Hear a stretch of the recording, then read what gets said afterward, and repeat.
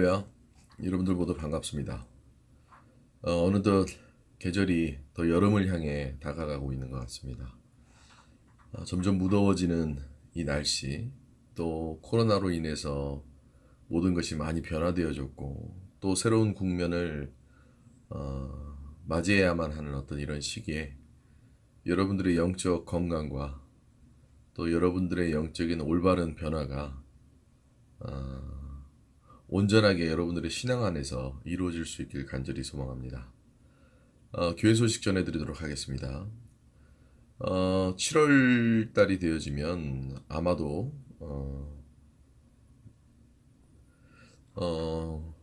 예방 수칙 준수나 예방 수칙에 대한 것들이 많이 변경이 되어질 것 같습니다. 그것은 왜 그러냐면 이제 예방 접종자들이 점점 늘어나고 또 연령층에 따라서 또 직업군에 따라서 예방 접종자들이 이제 점점 많아지고 있죠. 그래서 일부 예방 접종을 하신 분들은 이제 마스크에 대한 착용이 조금은 완화되어지고 있는 그런 상황입니다. 아무쪼록 7월 달에 새로운 국면을 맞이하고 예방 수칙에 대한 것, 예배에 대한 어떤 여러 가지 국가적인 어떤 제약 사항들이 조금은 달라지게 되어진다면 우리가 좀 더 현장 예배를 드릴 수 있는 어떤 그런 계기와 시작점이 되어질 것 같습니다. 그래서 아무쪼록 이제 점점 코로나의 상황이 다른 국면으로 접어들어지고 있는데요. 그에 따라서 교회의 현장 예배에 대한 가능성도 열리게 되어지니까 여러분들 모두 다가 함께 같이 기도할 수 있으면 좋겠고, 또 그에 따라서 현장 예배에 대한 것도 어떻게 진행되어질 것인지 더 우리가 함께 같이 고민하며 또 같이 기도하며 또 지혜롭게 잘 우리가 예배 드릴 수 있으면 좋겠습니다. 두 번째로는 예방 접종이 이제 다채롭게 이제 연령별로 또 여러 직군별로 이루어지고 있는데요. 우리 권사님들이 1차 예방 접종 맞으신 분들도 계실 거고, 또 이제 맞는 것을 기다리고 계신 분들도 계실 건데, 우리 권사님들의 예방 접종이 이제 어느 정도 완료가 되어지고, 또 그에 따라서 방역 수칙이 변경이 되어지면 우리 현장 예배에 대한 것도 조금은 진전적으로 되어져서 아마도 기대키로는 우리가 이제 함께 같이 예배 드릴 수 있는 날이 머지 않았구나라는 생각이 듭니다. 그렇다고 너무 방심하지는 마시고요. 여전히 교회에서 집단 감염들이 이뤄지고 있다 보니까 제가 무엇보다 중요하게 여기는 것은 우리 성도 여러분들의 건강을 잃어버리면 모든 것을 잃어버리기 때문에 아무리 열정적인 예배도 건강이 허락되어졌을 때 가능한 것이니까 우리 모두 다가 참 혼란스럽고 혼미하고 어떻게 해야 할지 또 무엇이 옳은지 이런 영적 혼란 속에서 분별력이 필요한 시대인데 우리가 조금 더 인내하고 조금 더 지혜롭게 대처한다면 아마 우리가 함께 예배드릴 수 있는 날이 더 가깝게 빨리 다가오지 않을까 싶습니다. 아무토록 여러분들 모두 다가 기도해 주시고요. 또 우리가 함께 같이 만날 날을 고대하면서 이 상황들 잘 극복하고 승리할 수 있으면 좋겠습니다. 우리 오늘 말씀 같이 보도록 하겠습니다. 말씀은 마태복음 5장 21절부터 26절까지의 말씀, 이 강의 내용 쭉 이어서 하도록 하겠습니다. 마태복음 5장 21절부터 26절까지의 말씀입니다. 제가 여러분들을 대신해서 읽도록 하겠습니다. 옛사람에게 말한 바 살인하지 말라. 누구든지 살인하면 심판을 받게 되리라 하였다는 것을 너희가 들었으나 나는 너희에게 이르노니 형제에게 노하는 자마다 심판을 받게 되고 형제를 대하여 라가라 하는 자는 공회에 잡혀가게 되고 미련한 놈이라 하는 자는 지옥불에 들어가게 되리라. 그러므로 예물을 제단에 드리려다가 거기서 내 형제에게 원망 들을 만한 일이 있는 것이 생각나거든 예물을 제단 앞에 두고 먼저 가서 형제와 화목하고 그 후에 와서 예물을 드리라. 너를 고발하는 자와 함께 길에 있을 때 급히 사화하라. 그 고발하는 자가 너희를 재판관에게 내어주고 재판관이 옥리에게 내어주어 옥에 가둘까 염려하라. 진실로 내게 이르노니 내가 한 푼이라도 남김없이 다 갚기 전에는 결코 거기서 나오지 못하리라. 산상수훈, 즉 예수님의 사역의 시작, 그 시작의 첫 대중설교, 그리고 그 대중설교에 우리가 지난주에 예수님과 율법을 폐하러 온 것이 아니라 율법을 완성하러 오셨다 라는 메시지의 초두의 시작을 통하여서 그 율법의 가장 근간이 되어지는 살인에 관한 것을 예수님은 이렇게 얘기를 하고 있다는 것이 우리가 읽은 본문 가운데 나옵니다. 율법을 넘어서서 인간과 인간 사이에 가장 죄악의 본질이 되어질 수 있는 것이 그 인간과 인간 사이의 관계를 파괴하는 어떤 살인의 행위이죠. 이것은 꼭 생물학적인 죽임과 살인의 행위를 넘어서서 관계에 대한 단절, 그리고 그 살인은 나에 대한 존재, 또 나에 대한 존재를 가능케 하는 타인으로서의 존재를 망가뜨려 버리고 파괴하는 행위를 하는 것이죠.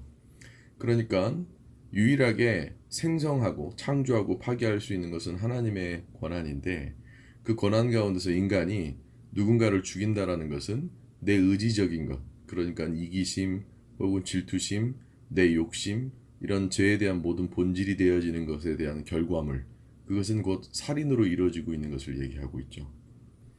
그래서인지 율법의 첫 서두는 바로 살인하지 말라는 것으로 이어지는 거죠.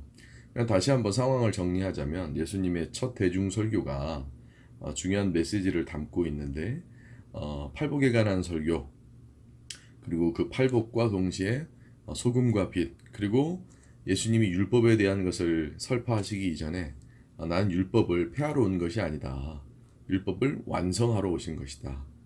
그러니까 마태복음의 예수님의 사역에 대한 시작의 메시지가 어떻게 시작되어지는지를 우리가 순서적으로 알 수 있죠. 다시 말씀드리면 팔복에 관한 것, 너희들은 이러한 존재이다, 너희들은 이러한 대상이다, 그리고 너희들은 소금과 빛의 역할을 해야 한다. 그리고 그 소금과 빛의 역할 중에 그러면 결국은 하나님 나라의 백성으로서 우리가 지켜야 될 것은, 이전까지는 십계명이 가장 중요한 율법에 대한 것이 가장 중요했는데, 그 율법에 관하여서 너희들이 잘못 알고 있고 잘못 이해하고 있기 때문에 너희들에 대한 온전한 인식을 변화시키고 완성시키러 온 것이 나이다. 그리고 그것 가운데서 율법의 가장 서두가 되어지고 대두가 되어지는 것이 살인인데, 그 살인에 관한 것으로 내가 설명하자면 이러이러한 것이다 라는 것을 오늘 본문에서 얘기하고 있는 것이죠. 사람들은 때로는 결과적인 것에만 치우쳐버린 나머지 그 결과가 도출되어지는 데까지의 과정에 대한 인식은 잊어버립니다. 우리가 살고 있는 한국 사회 내에서도 헌법이라는 것이 있고, 뭐 형법이라는 것이 있고, 뭐 여러 가지 법들에 대한 규정이 있잖아요. 그 규정은 그 규정의 결말, 그러니까 죄에 대한 결말 가운데서 우리가 받아들일 수 있는 법적 형벌에 대한 것만 나오지만, 사실 우리가 판사들에게 그 법적인 심판을 받기에는 어떤 뭐 변호를 하게끔 되어지기도 하고 반증을 하게끔도 되어지는 어떤 그 과정에 대해서 도출이 그렇게 되어졌다는 것을 중요하게 여기죠. 그저 단순하게 결과론적인 사고방식으로만 간다면 내가 시험을 어떻게 보든지, 뭐 컨닝을 하든지, 혹은 시험을 컨닝을 하거나 불법적인 행위를 통해서 좋은 점수만 맞게끔 되어지는 걸로만 모든 것들을 판단한다면 그 과정에 대한 것은 상실되어져 버려서 그 결과론적인 것만 생각하다 보면 우리의 본래적인 의미, 그러니까 과정으로서의 결과까지 이어지는 것이 아니게끔 되어지는 거죠. 가늠하다 잡혀온 여자에 대한 것이 보면 그 여자의 지금 결과물은 가늠하다 잡혀온 거고 가늠을 한 사실뿐밖에 없죠. 근데 예수님께서는 그 여성을 보실 때 간음에 대한 결과물뿐만 아니라 그 간음이 왜 이루어졌는지 그 과정을 더욱더 중요시 여기고, 그리고 그 과정에 의해서 원인이 어떻게 되어졌는 것까지 다 이해하시고 심령을 꿰뚫으셨기 때문에 가늠하다 잡혀온 여자를 용서할 수가 있죠. 어찌 보면 율법적인 삶이라는 것은 지나치게 결과론적인 인식과 결과론적인 어떤 판단으로서만 모든 것을 보기 때문에 율법적이다라고 볼 수 있다는 겁니다. 예를 들어서 방금 앞전에 시험 결과에 대한 것만을 얘기했는데, 내가 누군가를 죽였어요. 근데 그 누군가를 죽인 것이 어떤 과정과 어떤 원인으로 이루어졌는지를 모른다면 우리는 그냥 그 누군가를 살해했다라는 것에 대한 의미로만 모두 받아들여지고 이해되어지죠. 예컨대 제가 우리 아내랑 우리 아이들을 어, 우리 집에 도둑이 들어와서 우리 아내와 우리 아이들을 자기의 도둑질을 하기 위해서 그 도둑이 살해를 하고 저 또한도 죽이려고 하는 사람을 내가 방어적인 태도로서 방어하다가 그 사람이 날 죽이려고 하다 보니까 어떤 방위적인 개념으로 내가 그 사람을 부득이하게 죽이게 됐어요. 그러면 내가 그 도둑을 죽였다라는 어떤 살인죄에 대한 걸로만 보기에는 법적으로도 정당방위라는 것이 있기 마련이죠. 물론 모든 신앙적인 것을 정당방위로 생각할 수는 없지만 죄에 대한 결과의 원인과 그 과정을 우리가 더 신경 써서 죄에 대한 결과로까지 이어져서는 안 된다는 것을 주님께서 얘기하고 있는 겁니다. 그러니까 인식이 지나치게 결과론적인 것. 그러니까 천국만 가면 된다. 내가 예수 믿어서 성공만 하면 된다. 이런 것이 아니라 어떻게 성공하기를 원하고 어떤 과정 가운데서 성공하고 어떤 결과로까지 나오지는 것. 사실 원인과 과정이 그 결과로 도출되어지기 이전에 내가 점검하고 내가 그것을 안다면 결과값은 완전히 달라지겠죠. 그러니까 결과값만을 보지 말고 결과를 달라지게 할 수 있는 원인과 과정을 우리의 삶에서 항상 취해야 된다는 걸 얘기하고 있는 거죠.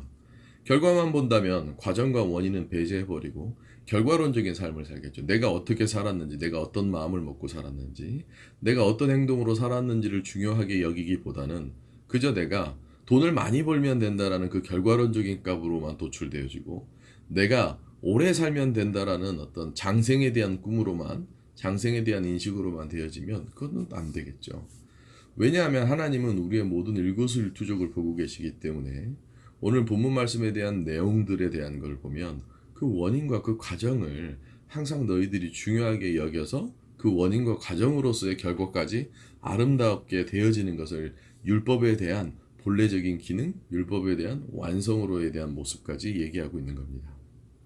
그러므로 첫 번째로 우리는 결과보다는 원인과 발단과 계기와 그리고 과정이 더욱더 중요한 신앙인으로서의 삶을 살아야 된다는 것을 율법주의적인 사고방식만 가지고 살아갔었던 이스라엘 백성들에게 주님이 무엇이 중요한지를 얘기하듯이 저희 또한 원인과 과정을 더욱더 중요하게 여기며 살아가야 되는 신앙인이 되어야 함을 이 첫 대중설교의 아주 중요한 메시지로 주님이 얘기하고 있다는 것이죠. 제가 한번 예시를 들어보겠습니다. 일평생을 정말 못되게 살고 일평생을 남의 것을 뜯어가며 살고 일평생을 의롭지 않게 살게 된 사람이 결과적으로만 천국에 들어간다라고 한다면 물론 그런 일은 결코 생기지는 않겠지만 말이죠.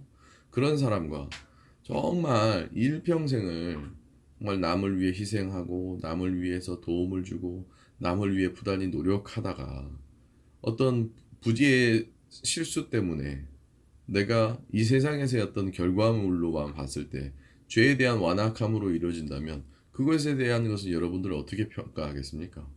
우리는 너무 지나칠 정도로 결과 중심적인 사고방식으로 살아가죠. 그러니까 뭐 다 필요 없습니다. 뭐 서울대만 들어가면 되고 뭐 다 필요 없어요. 내가 살면 되고 뭐 다 필요 없고 내가 돈을 많이 벌면 된다라는 그 결과로 과정과 원인을 너무 지나칠 정도로 미화시키는 경우가 있죠. 어, 우리나라 역대 대통령 중에 전두환 대통령이라는 사람이 있죠. 그 전두환 대통령이 결과론적인 사고방식만 보면 그 사람 뭐 그냥 대통령 잘 한 걸로만 나와지죠. 하지만 그 사람이 행했었던 그 대통령 가운데서 그 대통령이 되어지게끔 되어지는 그 원인과 계기와 또 그 과정 그리고 그 과정 속에서 행했었던 그 수많은 악행들을 본다면 그저 결과값으로만 그 사람을 평가하기에는 그 사람의 모든 것들을 우리는 못 바라보고 있는 것이죠. 실제로는 어떻습니까? 그 과정은 너무 참혹했죠. 사람들을 죽이고 또 사람들과 경쟁하고 질투하고 또 사람들을 시기하고 사람들에게 많은 끔찍한 일들을 저질렀잖아요. 그리고서는 얻은 것이 대통령이라는 어떤 그런 높은 권위의 직책이라면 우리 신앙인들은 그런 것보다는 결과가 더 아름다운 사람이 되기, 결과의 아름다움보다는 과정의 아름다움, 계기의 아름다움을 더욱더 중요하게 여기는 사람이 되어야 되겠죠. 지금 당장의 결과물이 보여져서 그것이 미화되어지고 그것이 아름답게 보여질지언정, 지금 당장은 좋은 냄새가 나지고 좋은 모습으로 보여질지언정, 시간이 지나면 그것은 악취가 나고 시간이 지나면 그것은 흉측한 것이 되어져 버리죠. 하지만 거꾸로 이런 것들이 있어요. 지금 당장은 모나 보이고 지금 당장은 조금은 미숙해 보일지라도 지금 당장은 결과값이 별로 좋아 보이는 것처럼 안 보일지라도 시간이 지나면 그 결과값이 더 깊은 향과 더 깊은 아름다움을 나타내는 모습이 있죠. 우리 신앙인들은 그 두 번째 모습처럼의 어떤 신앙적인 모습과 우리의 삶의 원인과 그리고 그 과정을 더욱더 중요시 여기는 사람이 되어야 된다는 겁니다. 주님의 참 아름다움은 세상을 모두 다 지배하고 세상을 모두 다 통치하는 그런 아름다움보다도 십자가에 못 박혀 죽으시는 그 결과값은 그저 인간 세상에서는 죽음이라는 참혹함, 그 처절함밖에 없지만 그것이 가져다주는 그 결과, 그 천국으로까지 하나님 나라의 복음으로의 선포까지의 그 결과, 그걸 가능하게 했었던 것은 주님의 복음을 전하고자 했었던 원인, 그리고 계기, 그리고 그 과정이 아름다웠기 때문에 지금 당장 보여지는 결과값은 조금은 씁쓸하고 지금 당장 보여지는 결과값은 탐탁치 아니할지라도 그 결과값은 더욱더 진한 향기와 더 아름다운 모습으로 계속 거듭나게끔 되어져 있는 것이죠. 그러니 사랑하는 성도 여러분들, 지금 당장 만져지고 보여지는 결과값에 현혹되어지기보다는 여러분들의 원인과 여러분들의 계기와 여러분들의 과정을 더욱더 아름답게 만들 수 있는 그런 신앙인들이 될 수 있길 바랍니다. 그러니까 절로 가더라도 결과만 좋으면 돼.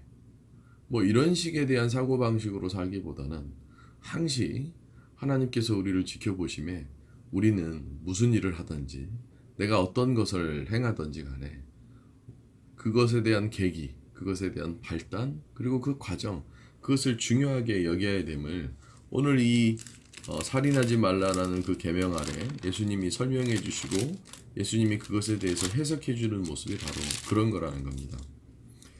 오늘 본문 말씀을 살펴보면 이런 얘기가 나옵니다.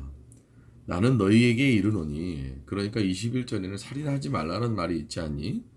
근데 나는 너희에게 이렇게 말한다.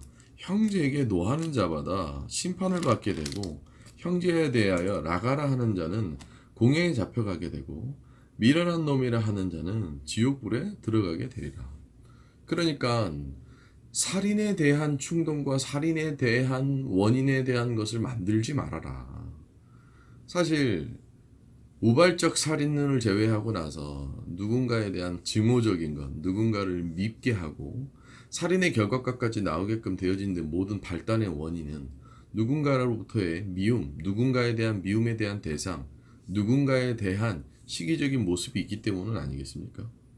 그러니 두 번째로는 우리가 죄에 대한 결과값, 가장 극단적인 죄인 살인에 대한 것, 그러니까 꼭 보여지는 모습으로서의 형이상학적인 살인을 넘어서서 어떤 죄에 대한 원상과 계기를 만들지 말라는 것을 주님께서는 얘기하고 있는 거예요.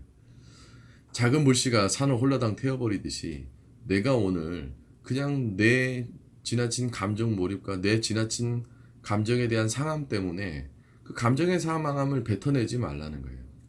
제가 이렇게 영적으로 보면 속칭 자기 마음대로 말하고 자기 마음대로 행하는 사람들이 있어요. 자기의 의와 자기의 욕심에 의해서 뭐든지 행해버리고 그것은 다 결과값으로 다른 죄로 이어지게끔 되어지는 거예요. 쉽게 얘기하면 영적으로 똥을 싸는 것과 똑같은 거예요. 내가 똥을 싸면 그 똥은 누군가는 치워야 되고 혹은 그 똥은 누군가는 밟게 돼 있고 그 똥은 누군가에게 묻게끔 되어질 수밖에 없는 겁니다. 근데 사람들은 내가 싼 똥을 내가 치우려고 하고 내가 만지려고 하는 어떤 그런 모습이 없어요. 숨기려 하거나 그것을 내가 한 건데도 내가 더럽다 여기서 버려버리죠. 이게 어떤 의미냐면 여러분들이 영적으로 뭔가 뭐 어떤 억압을 받고 있다고 해서 그 영적인 억압을 탈피하기 위해서 여러분들이 해결해야 될 회개와 죄성을 자꾸 누군가에 대한 이간질 혹은 누군가에 대한 증오, 누군가에 대한 핑계, 누군가의 탓으로 돌리려고 하는 그 순간 블루업 되어져서 그것이 자꾸 누군가에게 번지게 되어져 있어요. 죄는 그렇게 돕니다. 내가 나에 대한 죄 때문이에요. 그래서 우리는 항상 우리의 죄를 사하려고 주님께서 이 땅에 오셨다라고 했었던 그 원론적인 얘기로부터 내가 뭔가 툭 흘리잖아요. 그 흘린 건 다 누군가에게 영향이 가기 마련이에요. 내가 악한 마음을 하나 먹잖아요. 그럼 그 악한 마음에 대한 나의 이기심과 나의 행동의 발달이 누군가로 모두 다 피해를 가게끔 되어지는 거예요. 그러니까 나의 이기심 하나가 다른 누군가에게 큰 상처와 죄에 대한 원상이 되게끔 되어지는 거예요. 살인이 왜 일어나는 줄 아십니까? 우발적인 것이 되었건 무엇이 되어졌건 누군가의 미움으로부터 누군가의 욕심으로부터 누군가의 이기적인 마음으로부터 그 살인은 이루어지죠. 인간만이 가지고 있는 그 정서적이고 심리적이고 영적인 것이 우리는 우리의 인간만이 가질 수 있는 이유로 다른 누군가를 죽입니다. 자연은 그렇지 않아요. 자연은 질서가 충만합니다.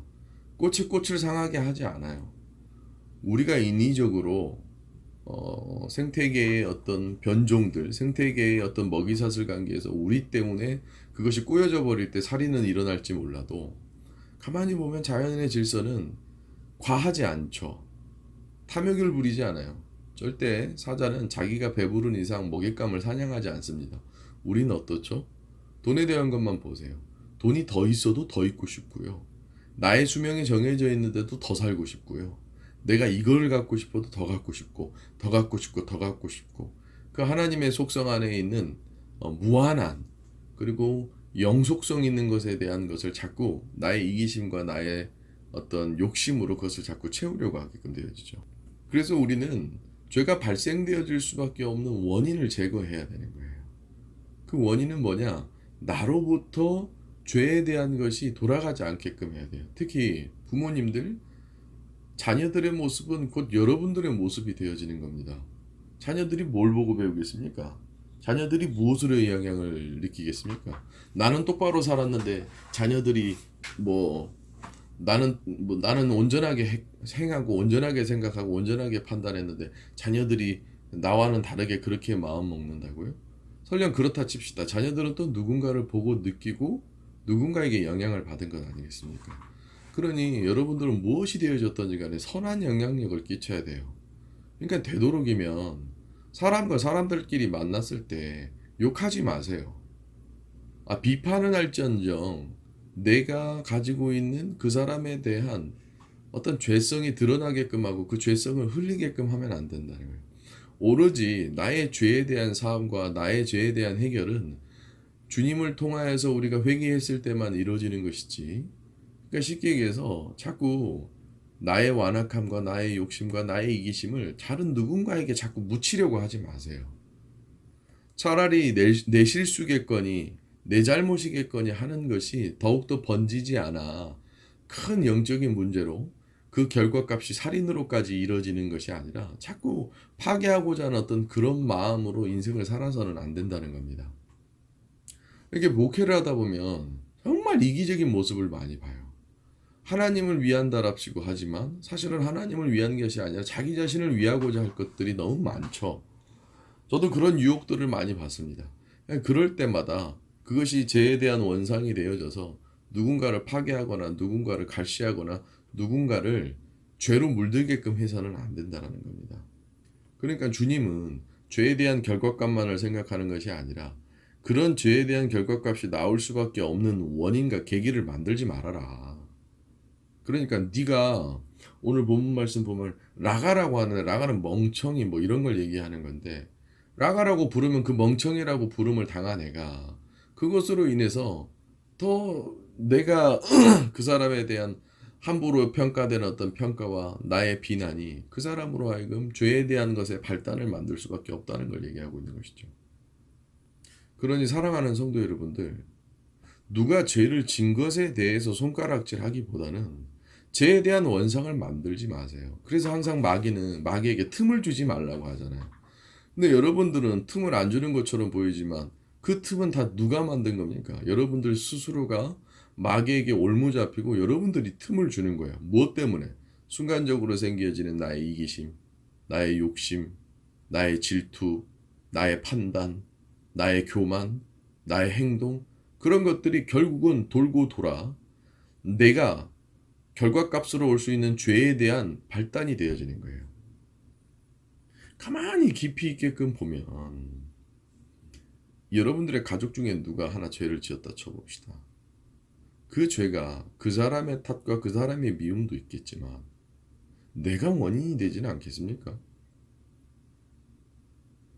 저는 때로 목회하다 보면 성도들이 저럴 수밖에 없는 모습들이 나의 이유구나. 내가 잘못 가르쳤구나. 내가 목회를 제대로 못했구나라는 생각을 할 때가 있어요. 물론 이 생각은 여러분들이 해서는 안 되죠.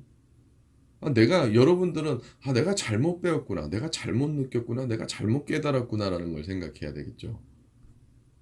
만약 여러분들이 사랑하는 자녀가 슈퍼마켓 가서 물건을 훔쳤다라고 가정해 봅시다. 왜 그렇게 됐을까요? 그냥 그것이 그 아이의 단순한 책임일 뿐일까요? 그 아이의 생각 때문이겠습니까? 저는 그렇게 생각하지 않아요. 그것에 대한 원인과 그것에 대한 과정, 그것에 대한 발단이 그 아이에 대한 이유라기보다도 뭔가 다른 영향은 있지 않을까요? 가만히 세상에 널려 있는 죄들을 보십시오. 그의 죄에 대한 어떤 결과들을 보십시오. 누군가에게 원인이 되어지지는 않았습니까? 혹은 과정에서 무언가 잘못되어져서 그런 결과들로 나오는 건 아니겠습니까? 한국교회가 왜 이렇게 됐겠습니까? 하나님이 이렇게 만드신 거라고 생각하십니까? 그건 우리가 하나님 탓을 하는 것이죠. 결국 우리는 올바른 방향으로 가고자 했으나 그 올바른 방향으로 가고자 함 속에서 자꾸 우리는 무언가를 변질시키고 우리는 원인과 계기를 제대로 판단 못하고 자꾸 결과론적으로만 확장되어지는 복음에 대한 결과론적으로만 아무리 땅끝까지 복음이 전해지면 뭐합니까? 그 복음 전해짐에 대한 계기와 과정이 아름다워야지 하나님께서는 좋아하시지 않겠습니까? 그러니 사랑하는 성도 여러분들, 결과물로 모든 것을 판단하기보다는 여러분들은 원인과 과정을 더욱더 아름답게 할 수 있는 사람이 되어야 될 줄로 믿습니다. 그렇지 않으면 여러분들은 계속 누군가에게 죄를 전이하거나 혹은 여러분들이 누군가에게 죄의 종착지가 되어져서 여러분들이 누군가를 죽일지 몰라요. 영적으로나 육적으로나 모든 일들에 말이죠. 그러니 여러분들 원인과 계기 그리고 여러분들의 과정을 더욱더 중요하게 여기는 것이 여러분들의 삶에 꼭 필요하다는 것을 잃어버리지 마시기 바랍니다. 마지막으로는 24절 말씀입니다. 예물을 제단 앞에 두고 먼저 가서 형제와 화목하고 그 후에 와서 예물을 드리라. 그러니까 설령 원인과 계기와 과정이 잘못되어 있다고 할 때는 그것을 빨리 수정해서 그 수정한 값으로 결과가 나오게끔 해야 된다는 거예요. 근데 우리는 자꾸 그걸 수정하려 하지 않고 합리화를 시키려고 하죠. 내가 무슨 죄를 지었어요. 혹은 내가 무언가 하나님 앞에 실수를 했습니다. 내가 혹은 하나님 보실 때 올바른 모습이 없었어요. 그러면 빨리 그것을 되돌이키려 해야 된다는 거예요. 여러분들 이혼을 왜 하는 줄 아십니까? 충분히 이혼하지 않을 수 있는 뒤돌아볼 수 있고 되돌이킬 수 있는 기회는 무수하게 많았어요. 근데 되돌이키려 하지 않는 거죠. 결국 마지막 주제는 되돌이킴, 깨우침, 회개가 죄를 짓는 것 이전에 더욱더 중요한 것이 되어지는 거예요. 그러니까 원천적으로 차단하는 것과 원천적으로 차단하는 것을 넘어서서 내가 무언가가 잘못되어질 때 되돌이키려고 하는 것. 근데 제가 이렇게 목회를 하다 보면 일단 뭐가 죄인지를 모르다 보니까 차단이 안 돼요. 그리고 설령 이게 내가 죄였구나. 이게 내가 무언가 잘못되어져 가고 있구나라는 자기 인식이 안 됩니다. 그럼 이제 어떻게 되어져요? 돌이킬 수 있는 기회가 있는데도 돌이키려고 하질 않아요. 그럼 바로 그런 결과값들이 뻔한 죄로 이어지게끔 되어지는 거예요. 바꿔 생각했을 때 여러분들은 살다 보면 죄를 짓게끔 되어지죠. 영적으로건 무엇이로든 죄 안 짓는 사람이 어디 있겠습니까? 근데 그 죄 짓는 과정을 보세요. 원인을, 계기를 몰라. 죄를 짓게 되어지거나 혹은 죄를 짓게끔 되어지는 걸 알면서도 돌이키려고 하질 않잖아요. 하나님께서는 그런 많은 것들을 죄에 대한 결과물로 살인에 이르는 이제는 되돌이킬 수 없는 심판만 받아야 되는 그것으로부터 많은 회생에 대한 기회, 많은 돌이킬 수 있는 기회를 우리 삶의 주심에 대한 것을 얘기하고 있는 거예요. 그러니까 율법은 판결에 대한 것이 아니라 율법에 대한 결과물이 우리로 하여금 우리 삶에 무엇을 요구하는지를 주님께서는 얘기하고 있는 거예요. 그 말인즉슨 주님께서 보실 때 이거예요. 살인하지 말라라는 것은 살인하지 말라라는 결과값만 볼 것이 아니라 원인과 계기를 봐라. 그리고 그것을 차단해라. 그리고 그 차단함과 동시에 설령 너희들이 죄를 지었다면 빨리 회개하고 돌이켜라. 그렇게 1차적인 것, 2차적인 것까지 우리에게 하나님께서 주신 은혜로 회개라는 것으로 깨달음이라는 것으로 되돌이킬 수만 있다면 우리의 삶은 결코 죄에 대한 것으로까지 이어지지 않아요. 가만히 제가 이렇게 목회하면서 성도들이 어떤 큰 죄에 대한 문제에 휩쓸려서 살아갈 때를 보면 죄인지를 몰라요. 그리고 그것을 죄를 지어요. 죄인지 깨달았어요. 그럼 빨리 돌이켜야 되잖아요. 근데 돌이키지를 않는 거예요.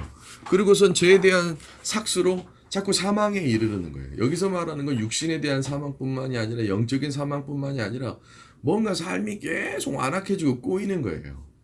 그러니 여러분들 왜 성경에서 그토록 영적 분별력을 중요하게 여기는 거겠습니까? 나는 육신적으로 물리적으로 사람을 죽이지 않았으니까 죄를 안 지은 거라는 그런 판단.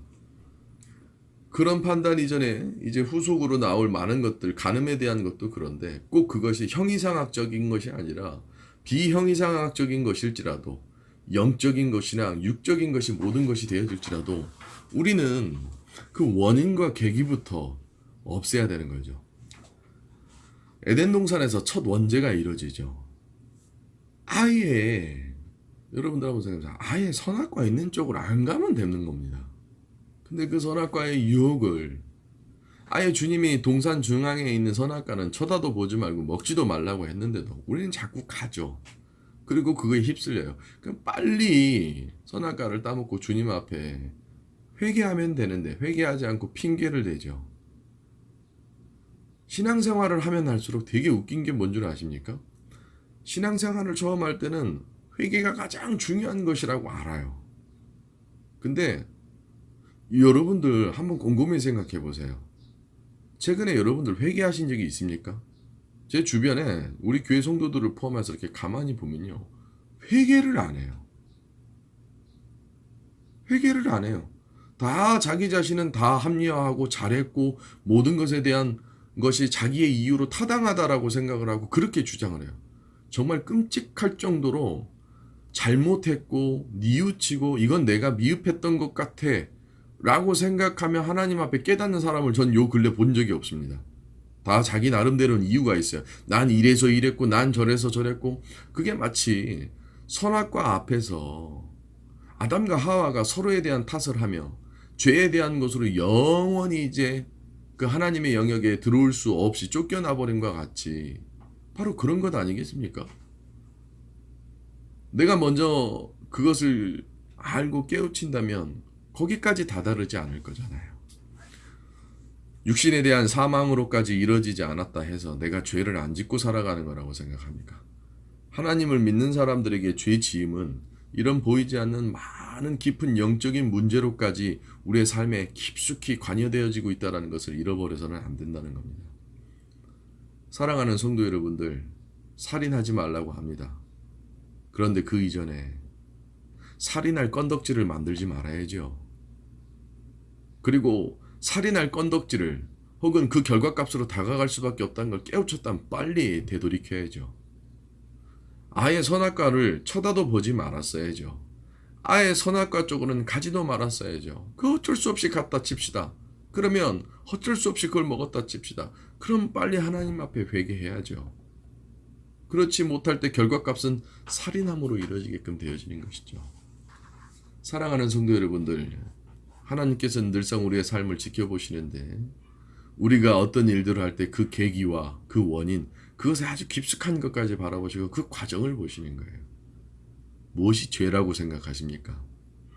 내가 그냥 교회 다니고 헌금생활 잘하고 내 마음대로 내 쪽으로 신앙생활 하면 그것이 다 올바른 것이라고 여기면서 그것의 합리화에 빠져서 옳고 그름을 분별하지 못하면서 그렇게 신앙생활 한다라는 것이 하나님 앞에 옳은 것이라고 생각합니까?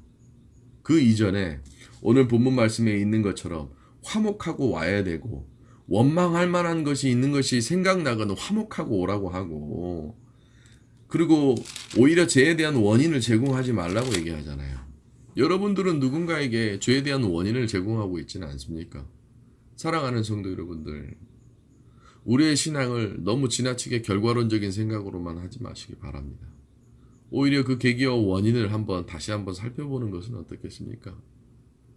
나는 죄 안 짓고 살아간다라는 그 무분별한 나의 무지함이 오히려 너무 많은 죄를 짓고 누군가에게 혼란을 야기하며 교만하고 거들먹거리고 이런 것들로 인해서 오히려 죄에 대한 것이 막 확산되어지고 죄에 대한 것으로 물들어버린 삶, 내가 왜 망하는지도 모르면서 망하고 내가 왜 죽어가는지도 모르면서 죽어가는 어떤 그런 끔찍한 모습으로 살아가는 것은 아니겠습니까?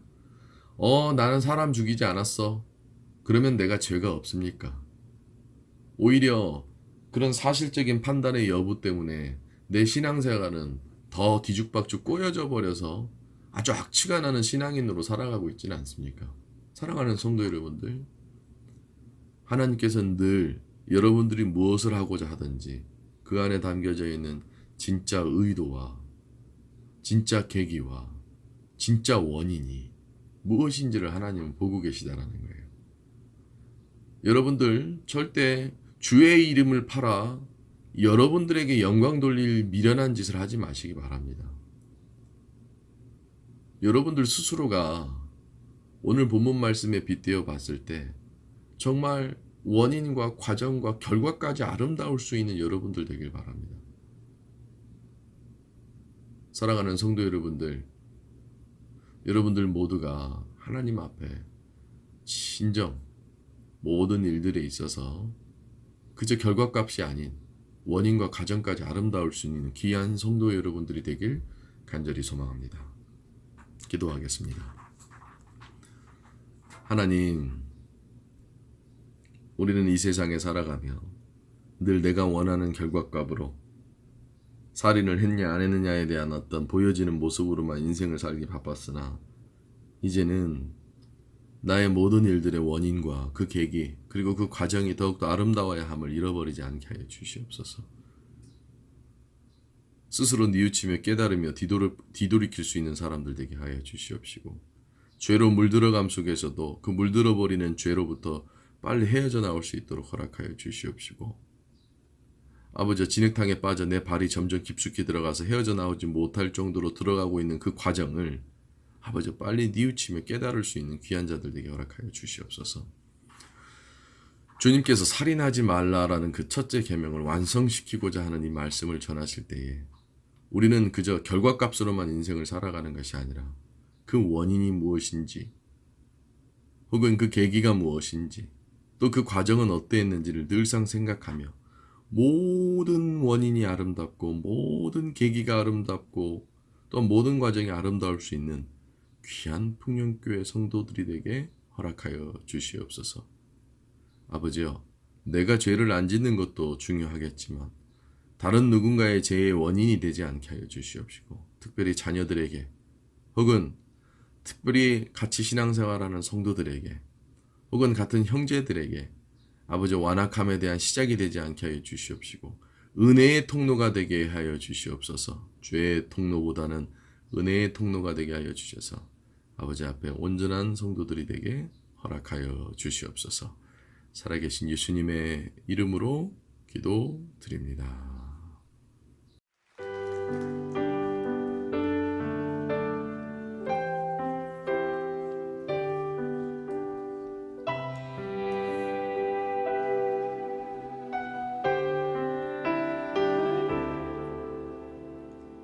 나의 영혼이 잠잠히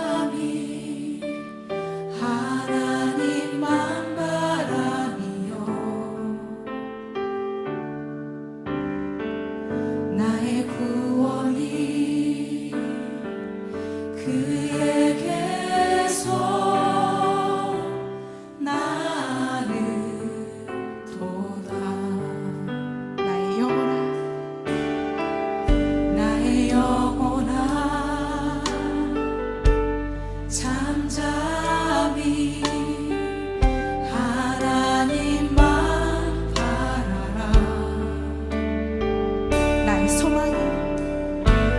소망이 저에게서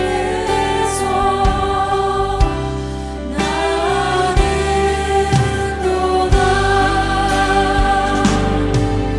오직 주만이 나의 반석, 나의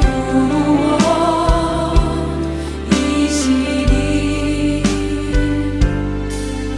오직 주만이 나의 산성, 내가 요동치 아니하리.